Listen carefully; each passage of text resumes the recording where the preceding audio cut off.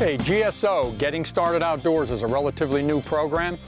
A GSO provides hands-on activities about tree stands, about shooting, about scouting, and it's relative to different species. And the difference between GSOs and many other hunting type programs is we have a specific audience in mind. Our audiences are individuals that have never hunted, have very minimal experience, but most importantly, they lack social support.